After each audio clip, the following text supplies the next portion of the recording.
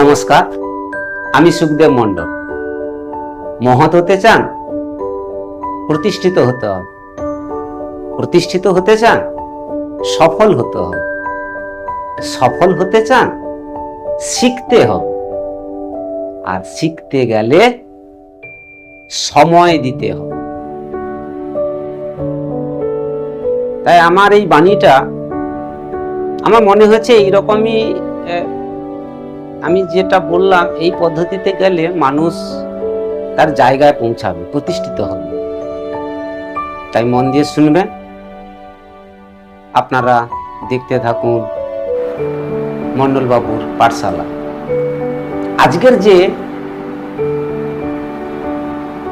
বিষয় নিয়ে আমরা আলোচনা করব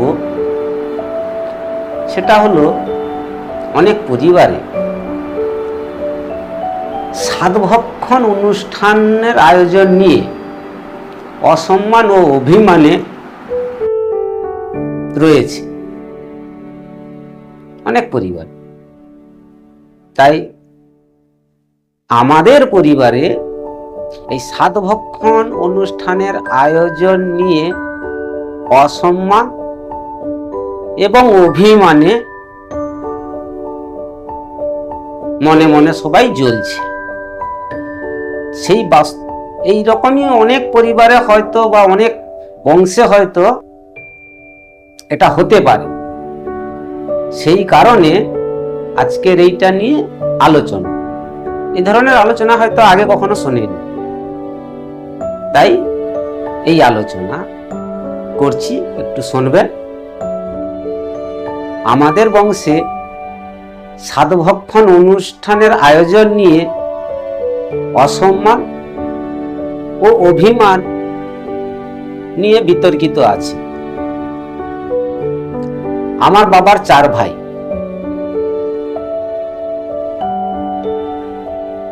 জেঠু, বাবা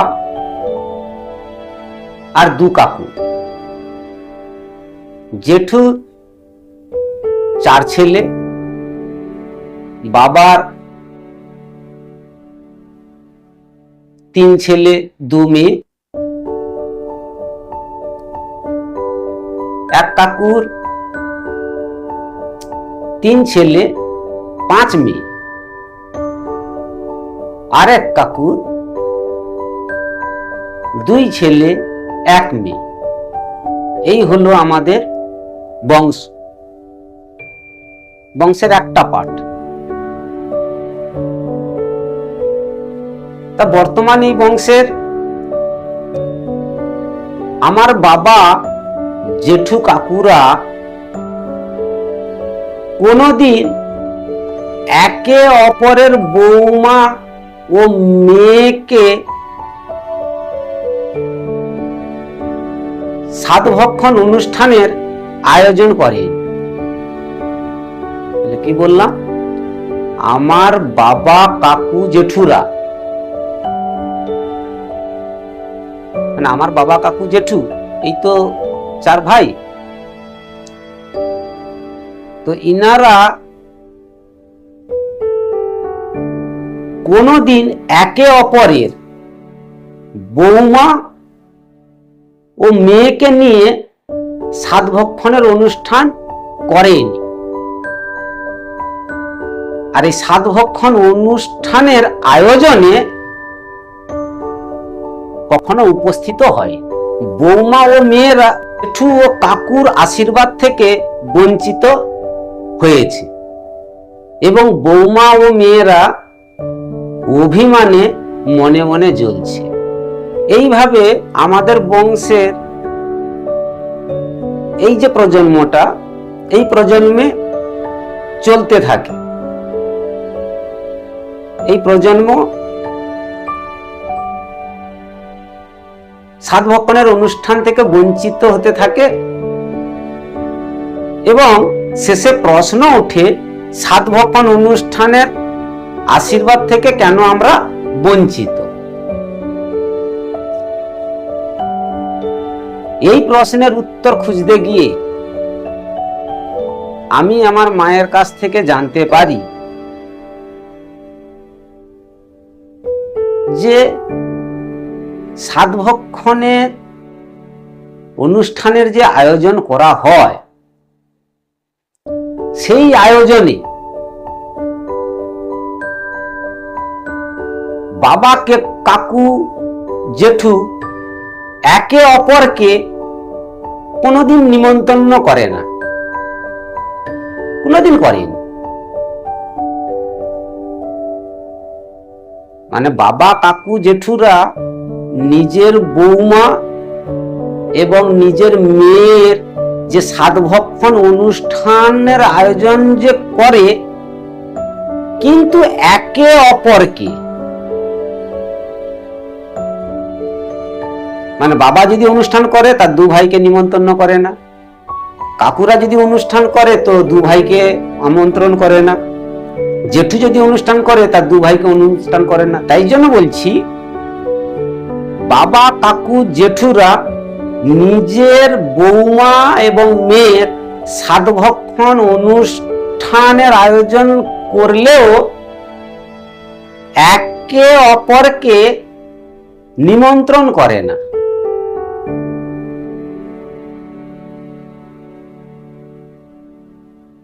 তাই বৌমা ও মেয়েরা এটা থেকে বঞ্চিত হতে থাকে, এই আশীর্বাদ থেকে বঞ্চিত হয়ে থাকে এবং মনে মনে অভিমানে বসে থাকে যে এত বড় বংশ, ওই কাকুরা, জেঠু হয়, আমার কাকু হয়, কাকা বাবু হয়, জেঠু বাবু হয়, কিন্তু আমাদের তো সম্মান করলো না বা আমাদের তো আশীর্বাদ করলো না। এই রাগটা, এই অভিমানটা থেকে যায়। এই বাবা, কাকু, জেঠুদের একের অপরকে নিমন্ত্রণ না দেওয়ায় কাকু জেঠুরা অসম্মান বোধ করে। তারাও কোনোদিন ফুটে বলে না যে কেন তোরা ডাকিস। আজকে যখন প্রশ্ন উঠছে যে আমরা এই সাতভক্ষণ অনুষ্ঠানের আয়োজনের আশীর্বাদ থেকে বঞ্চিত কেন, তেমনি বাবা, কাকু, জেঠুরা কেউ প্রশ্ন করেনি যে আমরা ওই অনুষ্ঠান থেকে বঞ্চিত কেন, ওই যে অনুষ্ঠানটা হচ্ছে সেই অনুষ্ঠান থেকে আমার পরিবার বঞ্চিত কেন, এটা কাকু জেঠুরা কেউ প্রশ্ন করে। তাই এই রকমই অবস্থা আমাদের একটা পিঢ়ি চলে আসতেছে। কিন্তু শেষের দিকে প্রশ্ন উঠলো, এই বললাম যে কেন এই সাতভক্ষণ অনুষ্ঠানের আশীর্বাদ থেকে আমরা বঞ্চিত হব।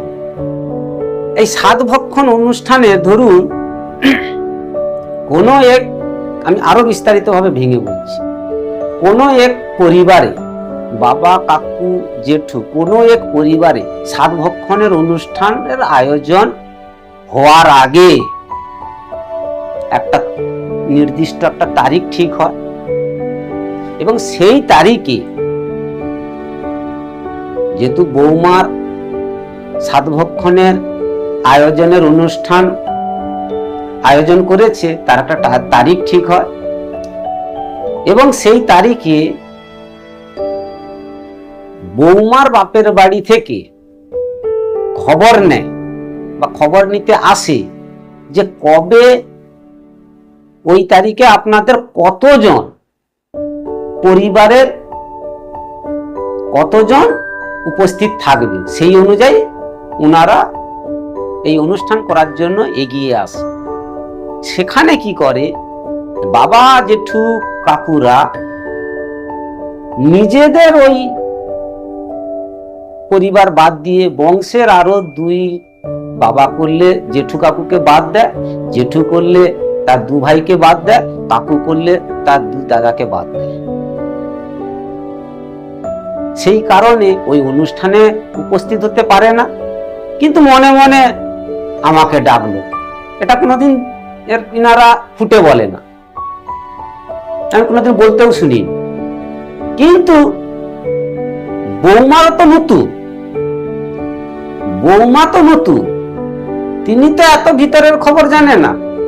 যে এত বড় বংশকে ডাকার দরকার কি। কিন্তু এই প্রশ্নটা উঠলো কেন না, যখন মারা যায় কেউ আমাদের পরিবারে, তখন সমস্ত বংশের মানুষ এক নাপিতে নখ কাটে, এক জায়গায় মাথার চুল ফেলানো হয়, যাকে এক কথায় নেড়া বলে, আমাদের বাঙালি ঘরোয়া কথায়, এবং তাদের শ্রাদ্ধ শান্তির প্রক্রিয়াটা একসঙ্গে। অবশ্যই এত বড় যজ্ঞ যখন লোক দেখবে যে এত বংশের এত বড় লোক, তাহলে আমার ওই সাধভক্ষণের সময় ইনারা কেউ আসে না কেন? আমাকে সম্মান দিয়ে আমাকে আশীর্বাদ করলো না কেন? তাহলে একটা কি হলো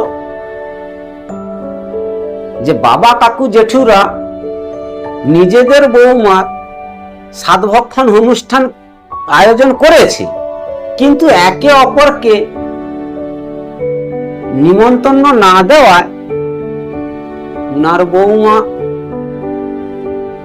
এটা থেকে বঞ্চিত হয়েছে, এই আশীর্বাদ থেকে। এবং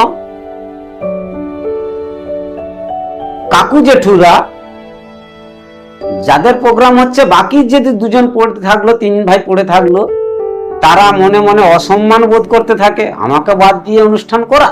বুঝাতে পারলাম যে বাবা জেঠু কাকুরা এই নিজের বৌমার সাধভক্ষণের যে অনুষ্ঠান আয়োজন করেছে, তাহলে ওই অনুষ্ঠান বাদ দিয়েছে, কিন্তু একে অপরকে নিমন্ত্রণ না দিয়ে অনুষ্ঠানটা করেছে।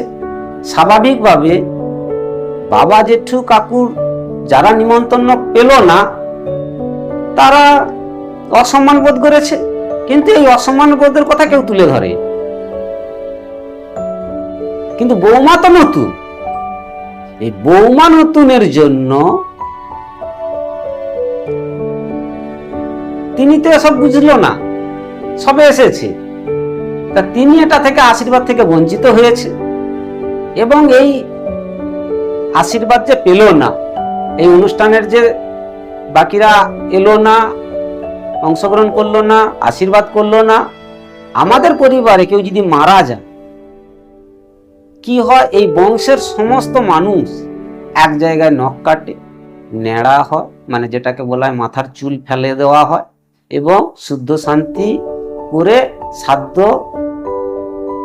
আদ্যসাধ্য অনুষ্ঠান আমরা আয়োজিত করি, কিন্তু সবাই পরিবার মিলে। এবং বিয়ে পর্যন্ত ঠিক আছে, কিন্তু এই সাধভক্ষণের সময় কিন্তু আবার আলাদা হয়ে যাচ্ছে। তাই জন্য কিছু বৌমাদের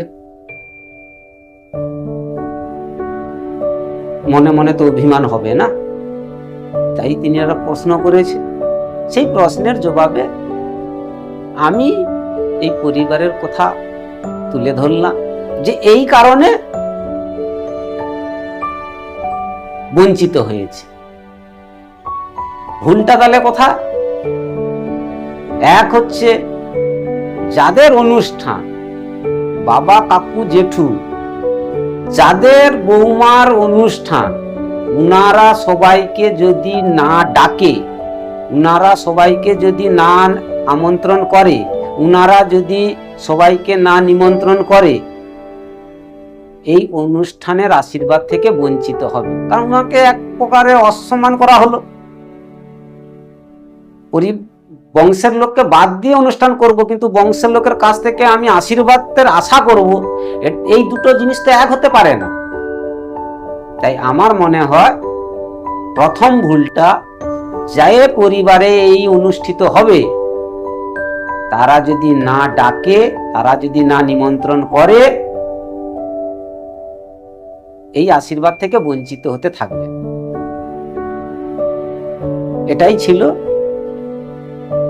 এই সাধভক্ষণের অনুষ্ঠানের সম্মান ও অভিমান। বৌমাদের অভিমান, মেয়েদেরও সেম জিনিস, মেয়েদেরকেও বাড়িতে নিয়ে যখন করায় সেটাও কাউকে ডাকে না, মেয়েদের বৌমাদের অভিমান, এবং যে পরিবারকে ডাকলো না, বংশ তো বড়, তাই যে পরিবারকে ডাকলো না, মানে বাবা কাকু জেঠু, আমাদের পরিবারের অনুষ্ঠান হচ্ছে বাবু কাকু জেঠুদের পরিবারকে ডাকলাম না, তাই তিনারা অসম্মান বোধ করছে। তাহলে অসম্মানও হয়েছে, তাই জন্য তারা আশীর্বাদ পেল না, অভিমানও হয়েছে। তাই এই অসম্মান অভিমান দুটোই দেখতে পেলাম। এটা এই রকমই আমার পরিবার থেকে আমি তুলে ধরলাম। এরকম পরিবার হয়তো অনেকে আছে, এই ভাবেই কিন্তু হয়তো হচ্ছে, সেটা পরে কমেন্ট করে জানাবেন। আর এই অসম্মান এবং অভিমান কি করে কাটানো যায়, এর পরের এপিসোডে ওটা বিস্তারিত আলোচনা করব। আজকের দিনে এই পর্যন্ত। তাই দেখতে থাকুন মন্ডল বাবুর পাঠশালা। নমস্কার।